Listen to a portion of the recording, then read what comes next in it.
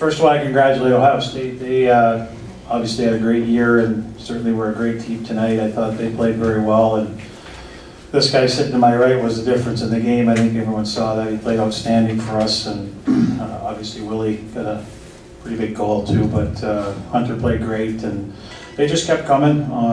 We never really found a great rhythm, and it's what this team's done all year. We've grinded through games, and maybe when you're not at your best every game, we found ways to win, and tonight was no different.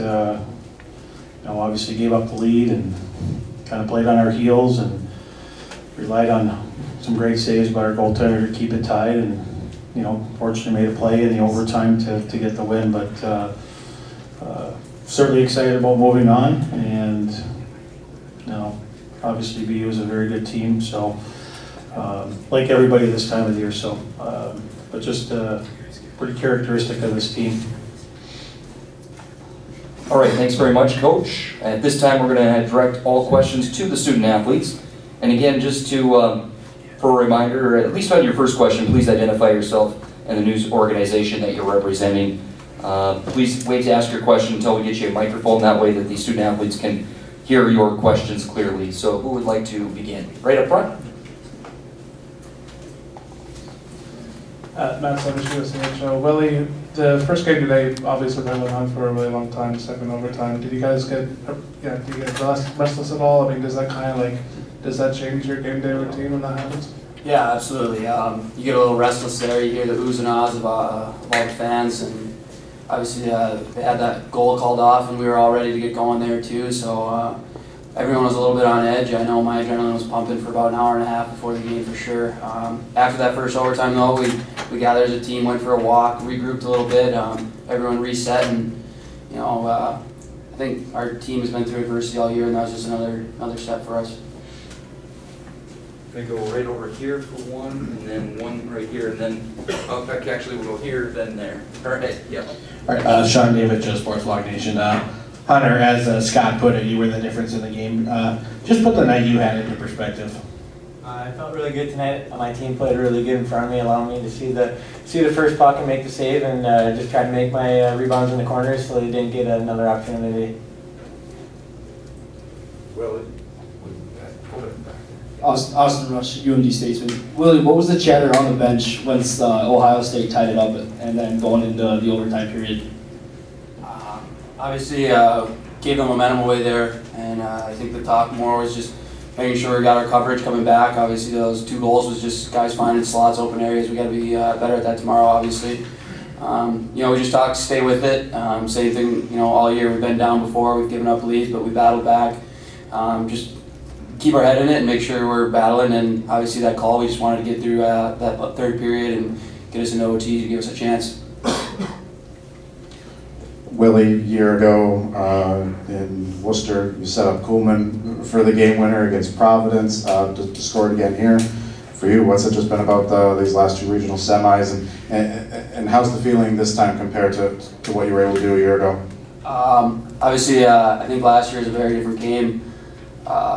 We felt like we were the better team last year, and we outplayed Providence a lot, and that play just, things happened, it developed. I was so excited to see Cars get that goal, and we were ecstatic to finally be done. I think a couple guys were cramping up, so it was good to get back to our beds. And this year it was obviously a great feeling to be the guy that got that goal, but we're not there without Misk here. So I think for me, regionals is just a time when you got one shot. You got to give everything you got, and obviously I've had some good luck at these places, so I don't know what it is, but I'm glad it happens. Willie, Hunter was making more than a couple highlight reel saves out there. And any of them specifically stand out to you, whether it was that behind the back that ended up getting a goal waved off, or that paddle save he made in LT? I think the one that sticks out to me is there in the second. We gave up a 2-on-0, and the guy goes to his right and somehow finds a way to get the glove on that puck. And that one for me really sticks out. Obviously there was a lot of them, but that one really definitely sticks out in my head. We do have time for one more question. Actually, go back there. We'll make it 2. Okay. Hunter, you talked all year about kind of remaining calm. You like to be that calming presence. Did you feel like you were playing as well as everybody thought you were playing at any point in this game, or were you able to stay as calm as you usually do? I felt good. I felt calm, just like I normally do in any other game. And I don't look at it any differently. I just try to stop the puck every night. And down here. Honor, unfortunately for the gray hairs that keep popping up on your coach's heads, you guys have been in these situations a lot this year, tight games. You're killing the deadlines here actually this year too. How much of these tight games throughout this season help prepare you for a situation like today where it's do or die?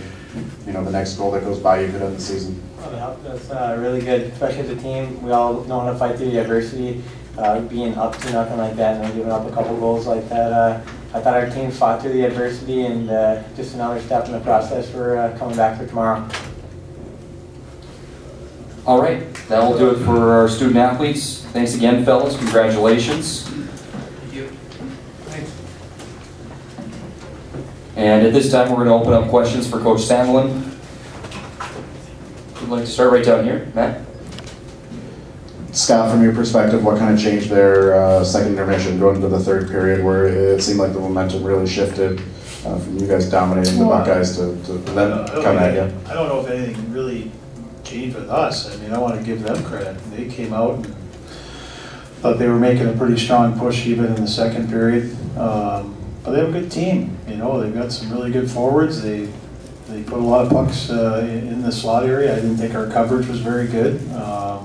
Certainly, that was evident by some of the saves our goaltender had to make. But I think got to give credit where credit's due. They came hard, and I think once they got the first one, they took another step up. They stepped their game up and kept coming, and you know we were kind of on our heels. But that's why you have great goaltending. You know when you're not at your best or you're not. It was kind of one of those games where we were just really kind of grinding out. Nothing was really clicking. We had very few, few spurts here and there, but they were making that pretty strong push. And, Hunter was the difference. There's no question. Katie Emmer, Husky Productions. Quite the performance by Hunter tonight. But besides that, your defense with 29 total block shots on the night. How important is that commitment from your killers moving forward? Is that what it was? I didn't even. Well, that's pretty good then. Well, again, a lot of those guys have done it